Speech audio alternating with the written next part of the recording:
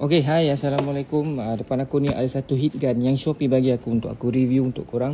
Benda ni murah walaupun made in China tetapi dia heavy duty. Korang jangan beli yang terlalu murah, ambil yang sedang-sedang tapi heavy duty. Boleh pakai untuk kerja-kerja DIY. Banyak lagi barang aku nak review, nanti aku akan review satu persatu.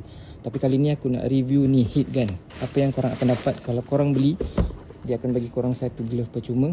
Ni dia, heavy duty high performance punya heat gun. Korang boleh guna untuk macam-macam lah, untuk band pipe ke, untuk cairkan ais ke, untuk buat kerja-kerja pasang wrap ke. Okey, jom kita nak tengok. Walaupun benda ni murah tetapi dia function. Korang akan dapat satu heat gun. Ni ada manual kot, dia punya manual ataupun warranty. Lepas tu jom kita try test. Cuba try test heat gun ni. Walaupun murah, sekarang brand-brand mahal pun banyak buat kat China juga. Jom, sekarang aku nak test.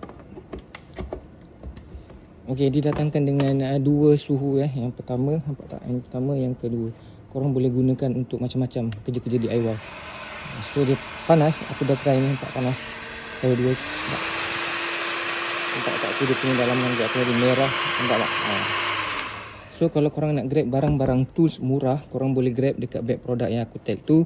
Untuk dapatkan diskaun subscriber aku sampai 25%. Okay, korang boleh check dekat bag produk aku dah tag. Nanti aku akan review barang-barang lain pula untuk aku kongsi dengan korang, untuk aku bagi tahu korang keburukan, kebaikan dan juga offer yang offer yang Shopee akan bagi kalau korang check out pakai link YouTube Shopee. Okay. Terima kasih kerana menonton. Assalamualaikum. Bye.